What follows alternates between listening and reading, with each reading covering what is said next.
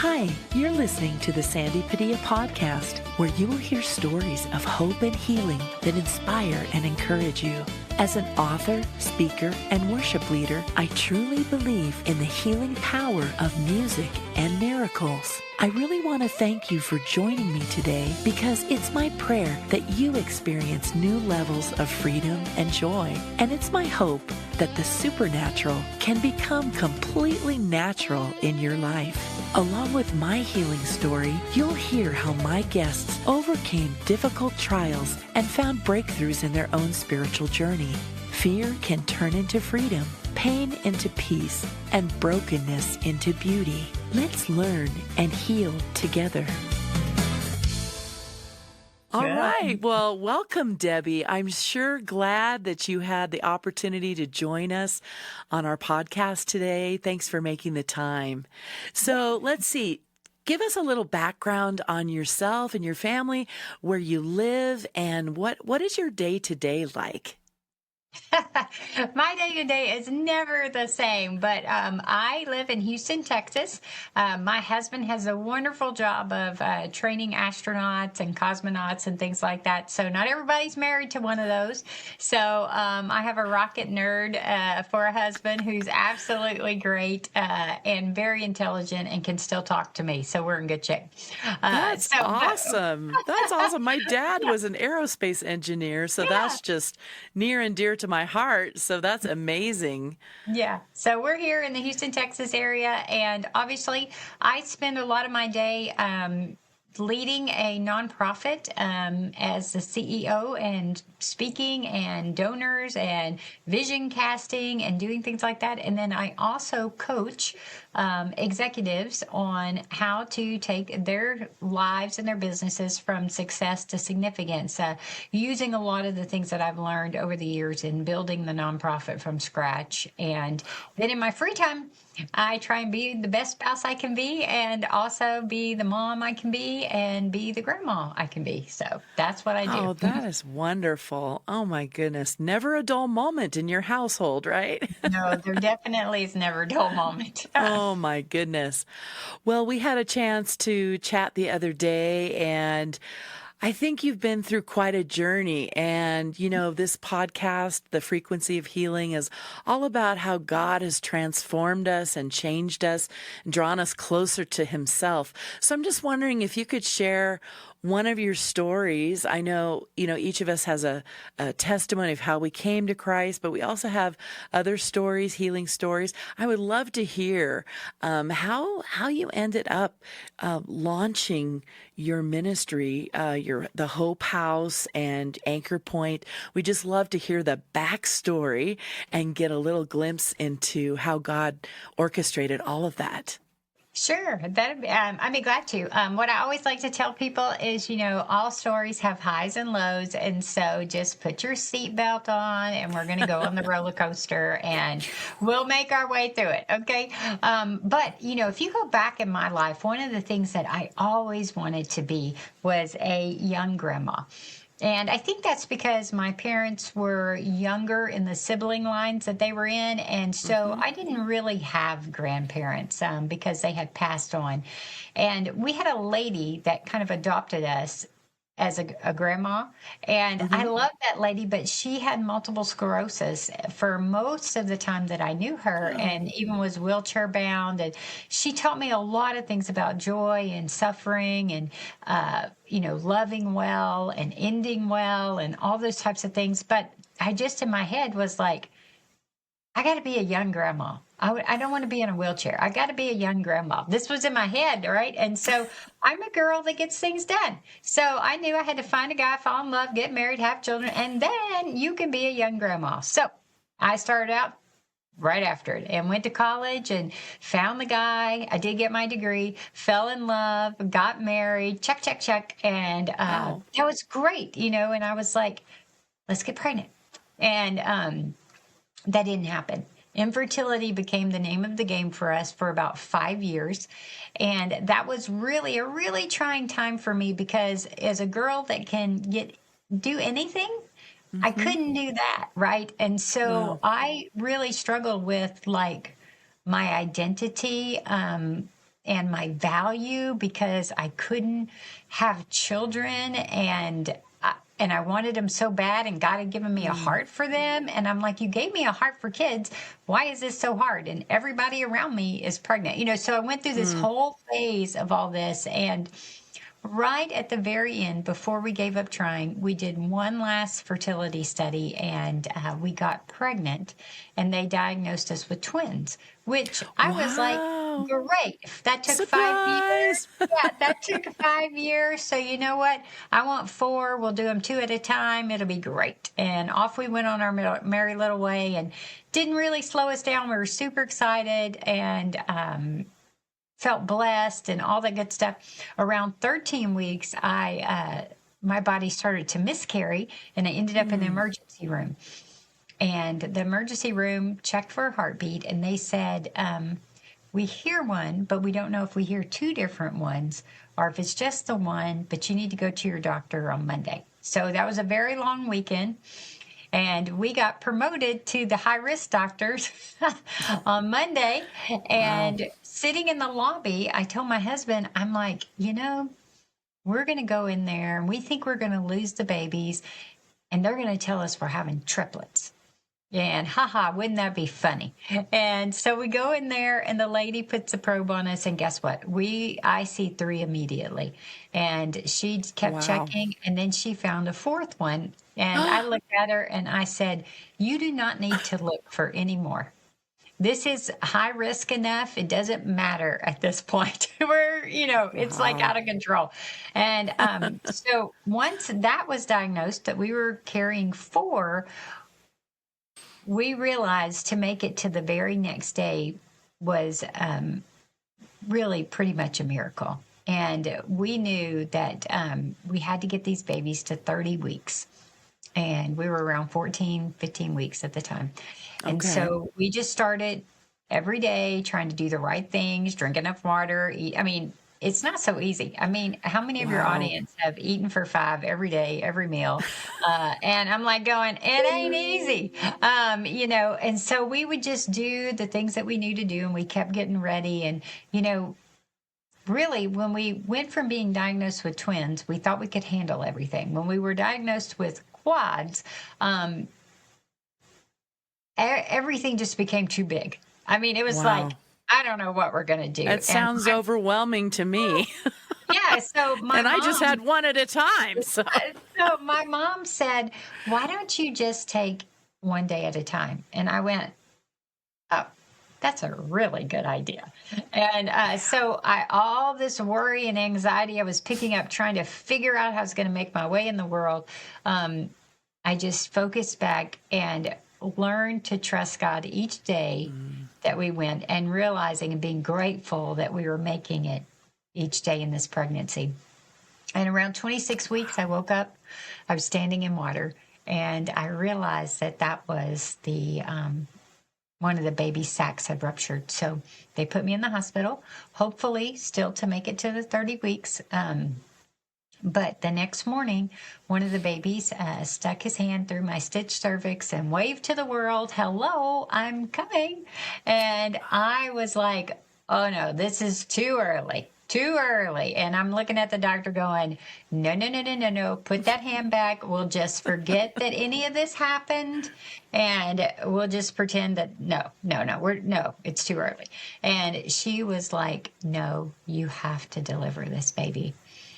Okay. And I was like, wow, no. And all I could do was close my eyes, take a really big deep breath, and resolve to figure my way through it. Because at that point, technology was not available to save the boys. And so they took me into surgery. So you knew that you were having boys? Were they all boys? Well, I didn't know until they came. But But this first one, they took me into surgery. Then they put me back in the room. And a little while later, little Zach came. And because technology wasn't available then to really save them, they placed little Zach in my arms.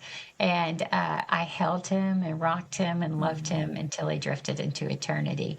And then we sat. So sorry. Oh, thank you. That must have been really hard. Yeah, but it was really special too. I mean, it really was. I mean, when we talk about like in hard times, God is really there. Um, we experienced Him in ways we could never dreamed or imagined in that Hmm. difficult season. So, but as soon as Zach had passed away, the question became, would my body be able to carry the other three? And we waited for a couple hours. I got very, very sick, and the doctor walked in and said, "You have to induce." And Oh, I looked up at wow. her for some sliver of hope, and she shook her head no again. And so Mm. I closed my eyes, I breathed, and I resolved to figure my way. And a few hours later, Josh, and then Nate, and then Chris all came on the scenes, and each one they placed in my arms, and I held them, and I rocked them, and I loved them until they drifted into eternity. And, Wow. you know, you don't go to the hospital planning funerals when you're pregnant. No, I'm And sure you so for don't. us, that is, one of the biggest challenges that we have ever gone through in our marital relationship, to learn how to continue to trust and then to learn how to do it together is the other Yes, piece of yes. that. Mhm. Wow. Wow, what a shock it must have been to not only lose your firstborn, but then the other three.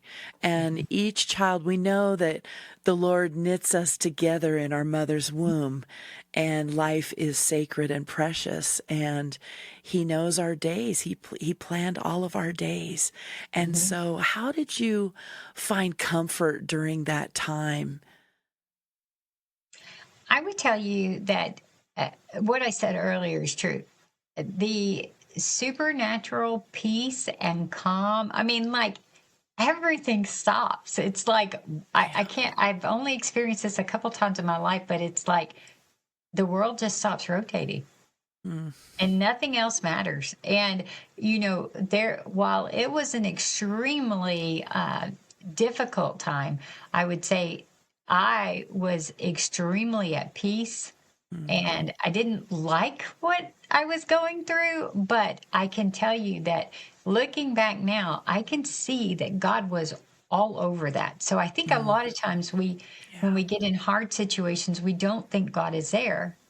But I am telling you, I could just see fingerprints over and over and over Wow. and over again in that journey. And, we were challenged along the way to selectively reduce the number of children we were Mm. carrying, and we chose not to do that. Hmm. And, God honors that. And I didn't know, I remember sitting in the hospital room at the end of the day, and I'm, exhausted. And I'm like going, how am I going to figure my way through this? I'm like, this is too hard. I don't even know how to do this. But I do know that eternity matters, and I want to be with my boys one day. Yes, yes. And so I, I want to figure out how to walk through this. And the other thing that was rolling around in my head was I was in my mid to late 20s, and I'm like, I still have a lot of life to live. And I don't want to be stuck. I didn't want people to feel pity for me. I wanted them to pray and walk alongside me, but I was like, I don't want to be stuck. So how Mm. do I not get stuck? And God really was very gracious with me while I was in the hospital. He really got up in my little ear here, and he was like, I need you to give me the why question. And when we go through hard times, that's the number one question we have is why? Why me? Why now? Why my Why boys? is this Why? happening? Right? Why? Yes. And the deal is he's asking me, I need you to give it to me, and I'm going, no. I'm like, this is, if I have this answer, then I can figure my way. Hmm. And what I've learned is that this side of heaven, even if God Himself would have stood at my bed that night and told me the why, do you know what the next thing I would have said was? Why? Because that ain't good enough. And so, this side of heaven, there is no good answer for Yeah, why. yeah. Okay, so why I knew was a stuck question, but I wanted to hold on to it so bad because it was the last thing that I had. It was Mm. I don't have my boys. I don't, I'm struggling with who I am as a woman. You don't have any of these things. All I have is my why. And if you give me a good enough why, I can figure my way. And he's like, give me the why question. And I finally Yeah. was like, fine, I'll give you the Yeah. why question. And then I'm like, what in the heck do I do now? Because there's no book here, and I'm like, what do I do? And he's like, ask me a different question. And I'm like, what? That's my question. What? And he was like, ask me, how do I survive? And I was like, okay, how do I survive? Because I certainly don't know how to do this. So, how do I survive? And it came down to that I needed to breathe. Okay, because breathing means I'm alive, and breathing also means I move out of my amygdala into my prefrontal cortex where I can make logical decisions. So, why is a stuck question? It's a very internal question, Mm. and there's no good answer. And it's a And normal question, right? I mean, yes, all of us yeah, ask yeah, why. but Why why this will and things we yeah, see happening in the world that just don't make sense, right? It's so right, yeah. confusing sometimes it doesn't make sense, and it's just Mhm. our natural inclination to say, "Why, Lord? Why is this Right. happening?" Mhm. And yet he, like you were saying, he wants to breathe his peace in Mhm. us, and he gives the breath of life, and he gives and takes away. And that's really difficult to wrap our minds and our hearts around because, I mean, Mhm. these children in your womb were already a miracle. Oh, yeah. That God had Mhm. already done a miracle for you. Mhm. And just like, Hannah had prayed for children in the Bible, and Mhm. God answered, and God seemed to be answering your heart's desire, your prayer, Mhm. and then it was taken from you. But you didn't question his sovereignty. You Mhm. didn't question, you were just saying, why? I need to understand this, Lord, but Mhm. um you weren't questioning his sovereignty.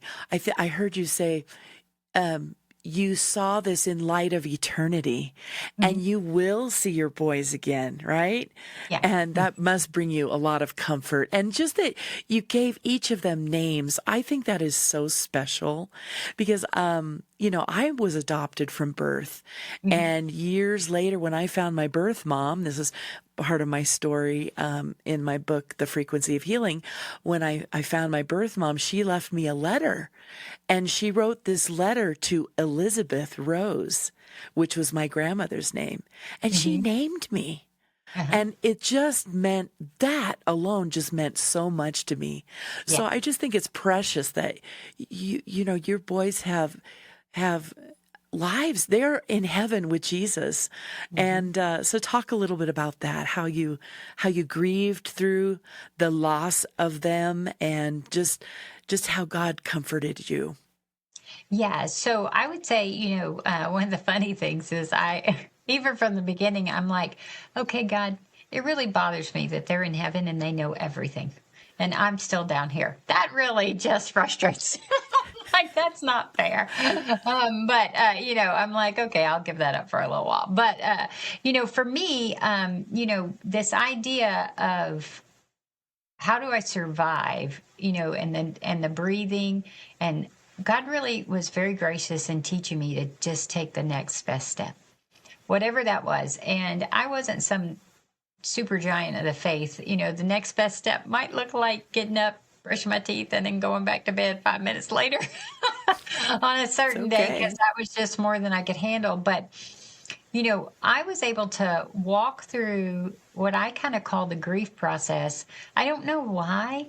And it's probably just because I so wanted to figure out how to live. And Mhm. so I just constantly was like, God, how do I get through this? And when you're open like that and you're asking, He promises to give us wisdom. And if we're just brave enough to do the things, then He will show us our way. But I tell people, it's usually 1 or 2 years of Mm. figuring our way until we kind of really work through the grief cycle. And then we understand that, you know, grief doesn't leave our body. And so Mm, even now, 30 plus years later, I can get wow. close to their birthday on April 1st and I can kind of get the funk. And I'm like, what is wrong with me? And then I'll look and I'll go, oh, it's April 1st, or it's the 30th, or whatever. And I'm like, Hmm. oh, my body's got the funk because of that. Okay, now let me do the right thing and change my perspective so that my body will calm Yes. down. But, Wow. you know, uh, so we had to walk through a bunch of different things. So, like, my boys were born on April 1st. The next big thing after that is Mother's Day, maybe. And so, of course, I'm sitting in the church and they go, who just had the newest baby? Well, it Oh, was probably wow. me. And I'm like, ugh, do I even say anything? And I turned around and I looked at my husband. We were at his grandparents' church. And I looked at him and I said, dude, I can't handle it in here today. I said, I'm going outside. And so, to take it easy on myself, to Yeah. understand that I have to process it and he has to process it. And we have to trust God in this process of being okay with not being okay. And, one of the biggest challenges that I find when people lose children is that mom and dad operate on two different grief cycles. Mm, So he might be okay, and I sure. might be struggling that day. And Right. then other times I'll be okay and he's struggling. And a lot of families end up in divorce after losing a Mm, child. And it really has to do with these grief cycles that are not on the same rhythm. And then you hmm. don't know how to communicate to each other. And then he's wanting to try and fix you, and you can't Right. fix grief. No. You got to go through it.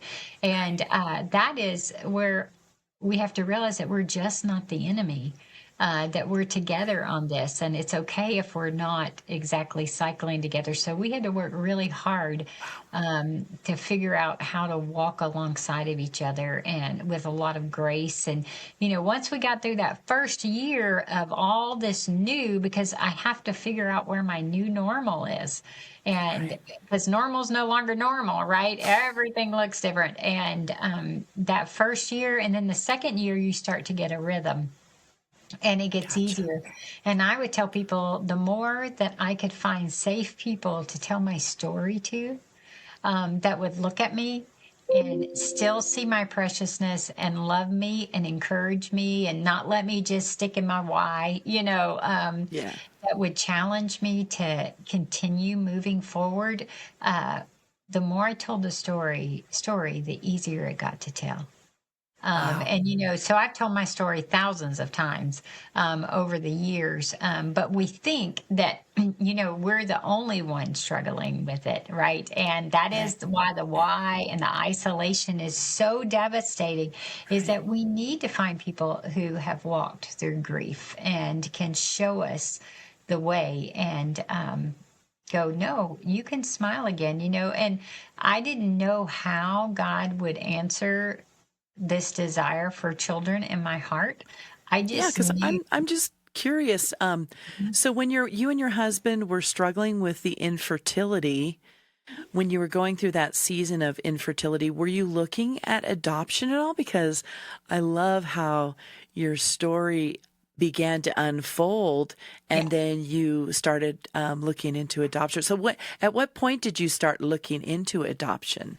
it was actually about 8 years after we had the boys. Okay, so it was Um, yeah, afterwards. because right after we started trying to get Pecker pregnant again. I couldn't handle it because Okay. I was just too exhausted mentally, physically, it's just a whole it just wears you out. And so I was just like, I can't do this. And God actually pulled me out of my engineering career, sent me into seminary. And it was once I was on a church staff and we were kind of settled again that I looked at my husband. I'm like, dude, I ain't getting younger. And if we're going to have kids, we got to get busy Do it and now. we got to figure out a plan. Right. And so that was when we first sat down and we talked about, we could try and get pregnant again and spend millions of dollars, or we could see about potentially adopting a child that was legally free in the foster care system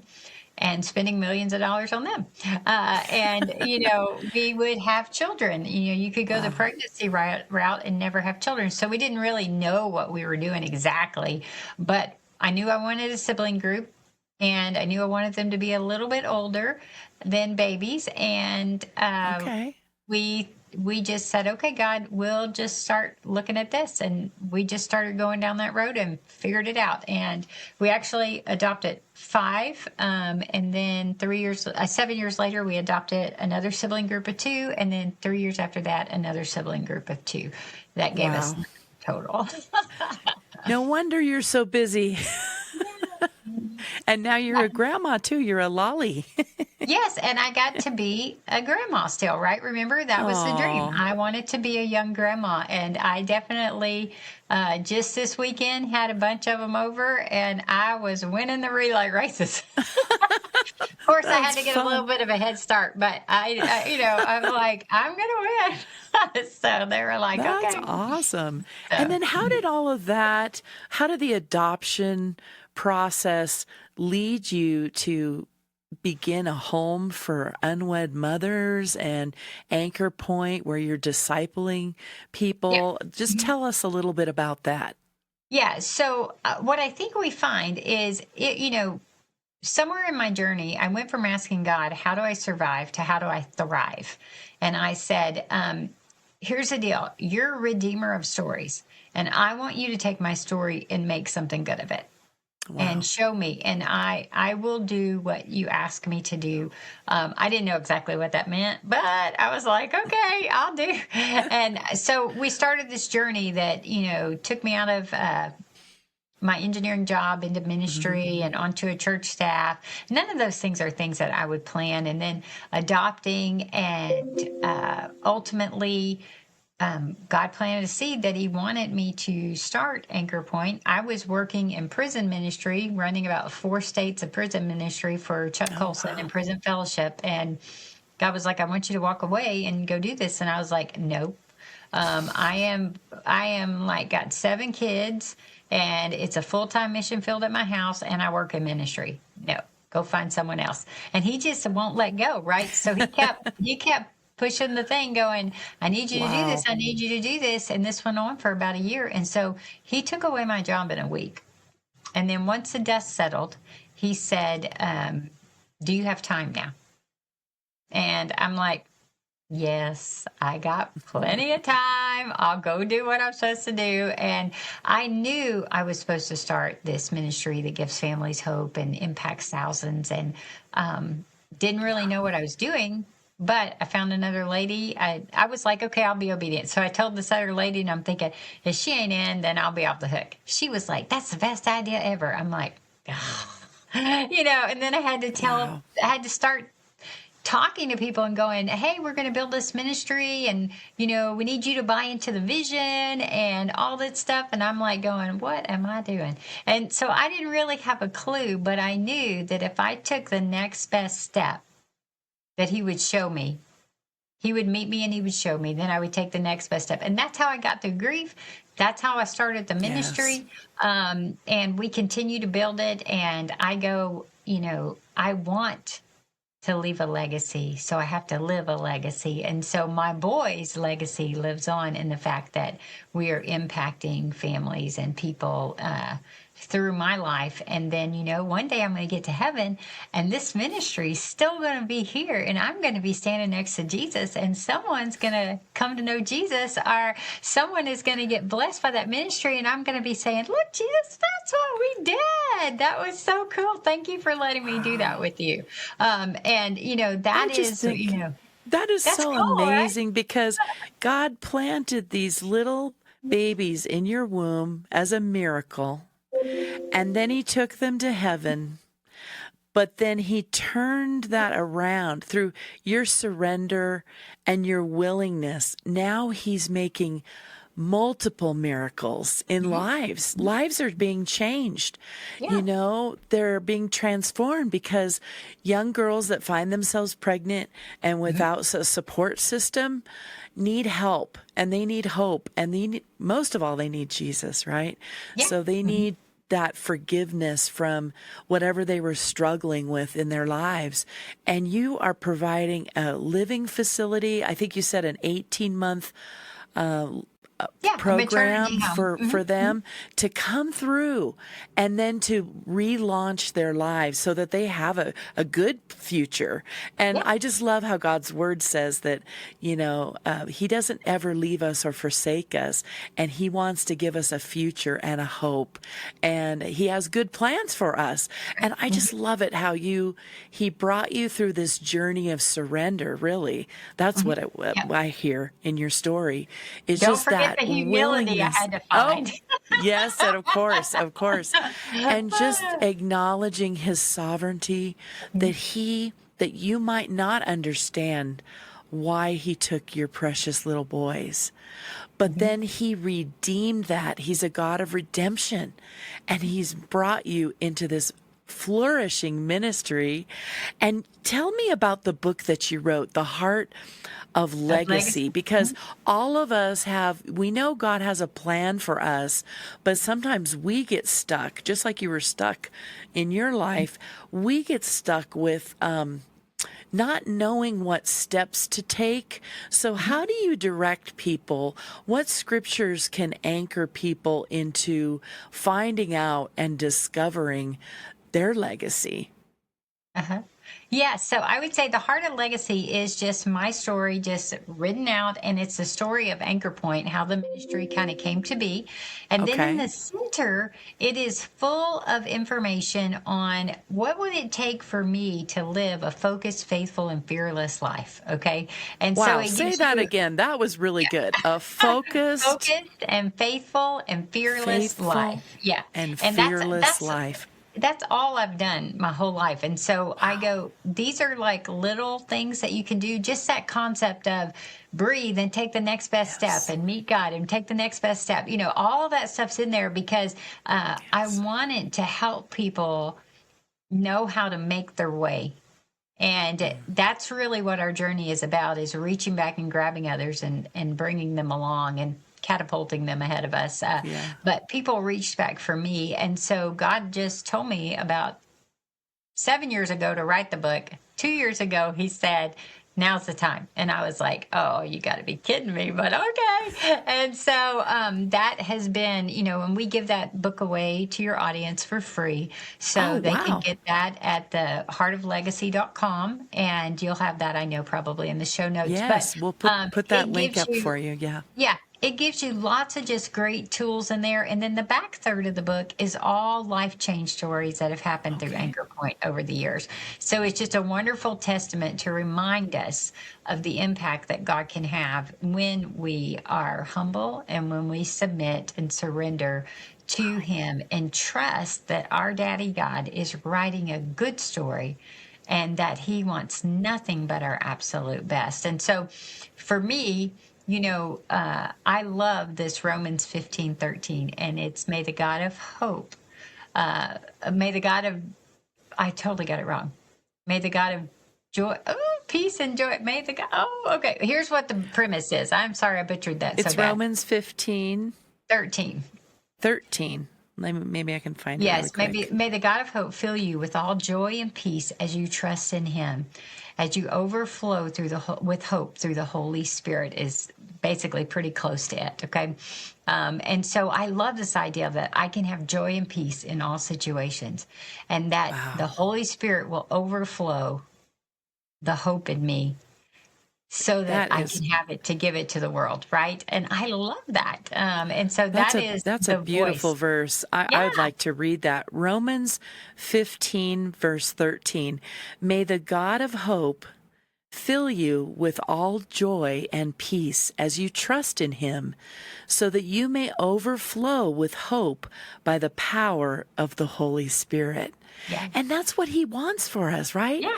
Debbie, he wants us to be anchored in his peace. Just like, when the disciples were with him out on the boat and the storm came, and storms come in our lives and we get upset and we get tossed to and fro. Well, what are we going to do? Right. And just like the disciples found Jesus asleep in the boat, well, he was not ignoring them. He was trying to teach them something, that they could just rest and trust that he was the God of the weather. He was in control of it all, and they could just relax and rest. He's got our back, right? Right. So I just love your story. It's so inspirational. I hope that you can send me a few family photos of your clan. How many of you are there? There's a lot of us, and we don't get to all get together anymore, but there's a bunch at times. Wow. So I bet your Christmases are just extraordinary. Yeah, they're fun. So much fun. But yeah, I'd love to show some photos of your family and just some points of your journey as people watch the podcast. So that would really be fun to include that. But anyway, I just really want to thank you for coming on today. I want to encourage our podcast listeners that they can go to anchorpoint.us to find out more about Debbie's ministry. She also does coaching and just a discipleship. She has a discipling heart, and I love that because we really need that. We need the older women to be raising up the younger, and also the Hope House you can find also through her website. So Debbie, God bless you and the work you're doing. I just pray for supernatural strength and favor as you continue to bless others through the way God has healed you. So thanks again for coming on today, and I hope to have you back again. Yeah, thank you. I've enjoyed it. Awesome. Thanks again. Thanks so much for tuning in to today's episode. Be sure to hit the subscribe or follow button to keep up to date with my ministry. If you'd like to hear more of my music or find out about my latest books, projects, and events, just go to sandypadilla.com. Thanks again, and God bless you.